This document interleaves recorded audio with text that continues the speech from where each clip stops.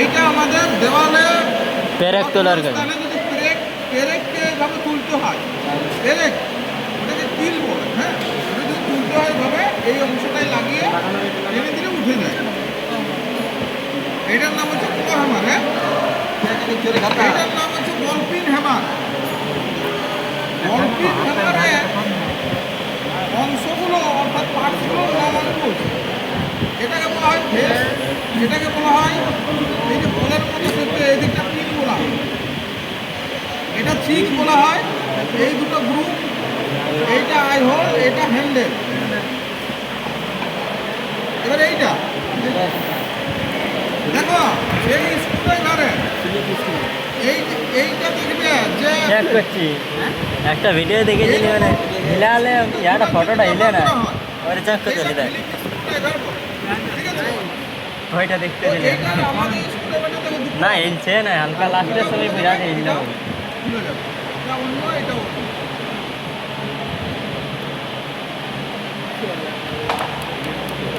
এবারে এইটা এটা হচ্ছে হ্যান্ড ভাই, এটা হচ্ছে বেস ভাই, এটা হচ্ছে হ্যান্ড ভাই। এইটা যদি কোনো ছোট অবজেক্ট বা ছোট বস্তু হয়, ঠিক আছে, সেইটাকে যদি কোনো কাটিং করার কাজে বা ফাইলিং করার কাজে আমরা ব্যবহার করতে পারি।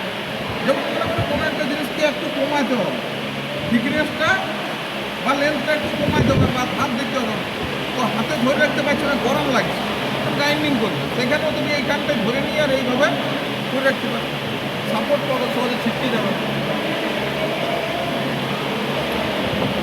আবার তোমাদের বলবো বলেছিলাম গ্রাইন্ডিং মেশিনটা দেখাবো, নাকি বলেছিলাম না? চিপিং হ্যামার এইটার নাম হচ্ছে চিপিং হ্যামার। তোমরা জানো?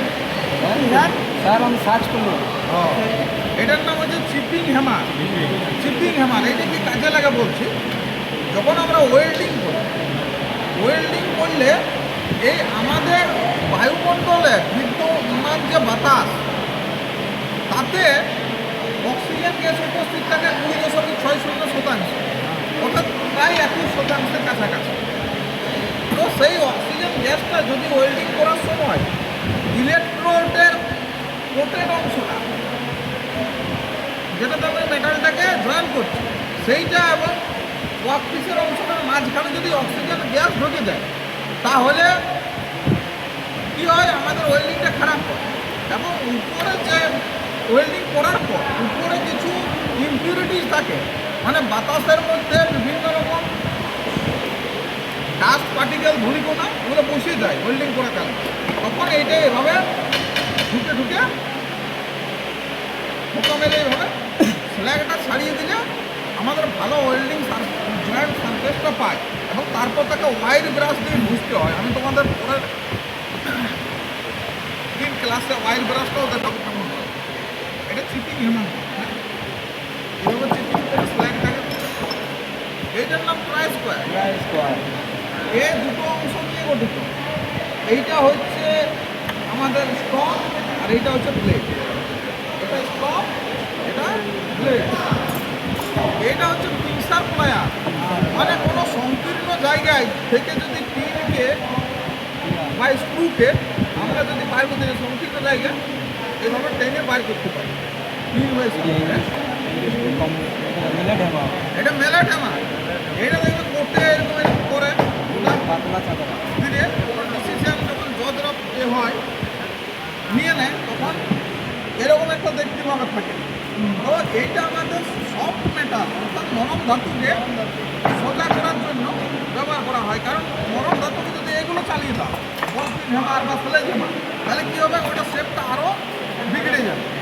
ওই জন্য এই হালকাটা দিয়ে কাঠেরটা দিয়ে করতে হবে। কাঠের হ্যামারটাকে মেলাট করতে হবে, মেলাট হ্যামার। হ্যাঁ, এটা তো হ্যান্ড ভাই, এটা আরেকটা ছিল, এইটা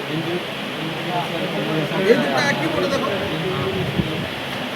ইনসুলেটেড কম্বিনেশন।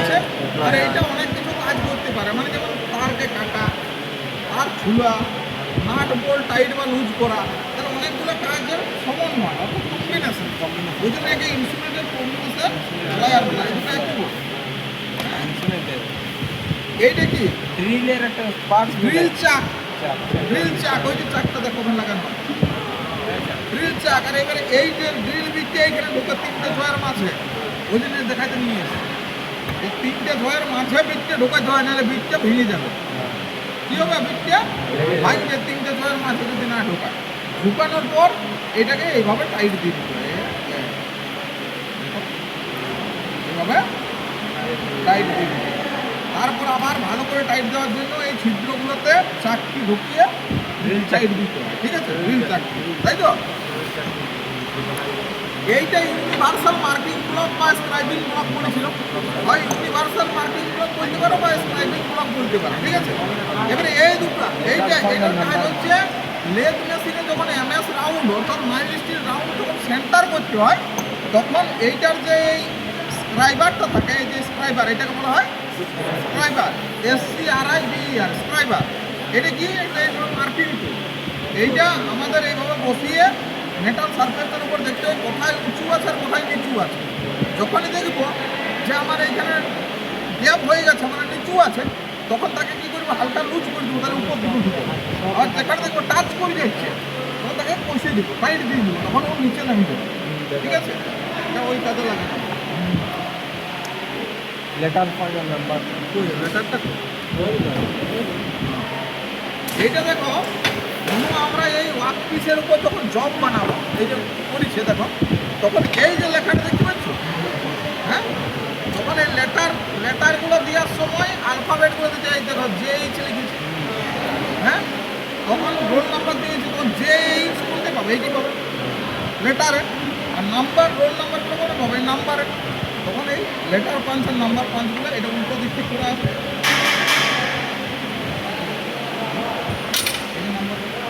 উল্টো দিক থেকে করা ছিল, নাম্বারগুলো দেখা যাচ্ছে আছে, তখন ওইটা করতে হবে। এবারে এইটা করার সময় আমি বলে দিচ্ছি, একটা তোমাদের মাথায় লক্ষ্য রাখতে হবে যে যখন আমরা লেটারিং বা নাম্বারিং করবো, এই যে লেটার পান বা নাম্বার পান দিয়ে, তখন আমরা কি করবো না 2 কেজি স্লেজ হ্যামারটা নেব, 2 কেজির স্লেজ হ্যামার নেবো, তখন এই ছোট হ্যামার হবে না, চাপটা ভালো উঠবে না। আর যখন আমরা পাঞ্চ নিয়ে যখন জবের উপরে লাইন দিব, পাঞ্চ আর স্ক্রাইবার দিই, তখন আমরা এই 250 গ্রামের বল পেন হ্যামারটা ব্যবহার করি, ঠিক আছে? মার্কিং করার জন্য 250 গ্রামের বল পেন হ্যামার ব্যবহার করি। আর যখন লেটার নাম্বার পাঞ্চ করবো, তখন 2 কেজি স্লেজ হ্যামার ব্যবহার করি, ঠিক আছে? স্লেজ হ্যামার 2 কেজি থেকে 10 কেজি তাদের ওয়েট অনুযায়ী হয়, ঠিক আছে? 2 থেকে 10 কেজির মধ্যে। এইটাকে বলা হয় সাইন বার, হ্যাঁ, আর এইটাকে বলা হয় অগার, এইটাকে বলা হয় অগার, মানে এটাও এই ছিদ্র করে, এটাও ছিদ্র করে, এটাকে অগার বলা হয়, আগর, হ্যাঁ। এইটাকে কি, এইটা কি করে? ম্যানুয়ালি করে, মানে এটা মেশিনে করে না, মানে এইখানে একটা হ্যান্ডেল থাকবে, ঘোরাতে হবে, এটা ম্যানুয়ালি করে। আর মেশিনে যেটা করে সেটা ম্যানুয়ালি করে না, মেশিন করছে, মেশিন করে ওঠা ঠিক আছে? আর ম্যানুয়ালি মানে নিজের হাতে ঘোরাবে, তাহলে সেটা মাটি বা কাঠের উপর করা যাবে, ঠিক আছে? হ্যাঁ এটা প্রেসার প্লায়ার, এটা টং। এটা কখন ব্যবহার করবো? কোনো গরম বস্তুতে ওয়েল্ডিং হয়ে যাওয়ার পর জবটাকে এইভাবে চিপে ধরে একটা খুলে সরিয়ে দেবো, যাতে কারো হাত পা না লাগে, তাহলে কি হবে? ছেঁকা আর লাগে। এটা হচ্ছে C-clamp ভাইস, এটা হচ্ছে একটা ফ্ল্যাট ফাইল, আর এটা হচ্ছে ভার্নিয়ার হাইট গেজ, আর এটা হচ্ছে সারফেস প্লেট, আর এটা হচ্ছে surface plate, SURFACE, surface plate. এটার কাজ বলছি, যখন এই জবটা ধরো এটা বানিয়েছিল, এরকম থেকে এটা বানিয়েছিল কাটিং করে আর ফাইলিং করে, যখন তুমি এই জবটাতে মার্কিংটা করবে, তখন এখানে একটা অ্যাঙ্গেল প্লেট রাখতে হয়, তারপরে জবটাকে এইভাবে দাঁড় করে দিতে হয়, আর এইটা মাপে মাপে দাগটা দিতে হয়। এইটা তো একটা স্ক্রাইবার বলে, এটাকে অফসেট স্ক্রাইবার বলে, মানে এই স্ক্রাইবারটা আলাদা, এই স্ক্রাইবারটা দেখো দেখতে আলাদা, এটাকে অফসেট স্ক্রাইবার, ঠিক আছে? এটাও একটা স্ক্রাইবার, এটাও দাগ দেওয়ার কাজে ব্যবহার করে, ঠিক আছে? তাহলে তোমরা শুনেছো, তাহলে তোমরা এবারে কোথা থেকে শুরু করবে? কার আগে ট্রেন আছে?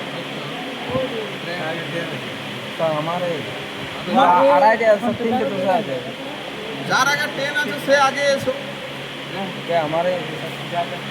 তারপরে যে লোকালে বাড়ি সে পরে আসে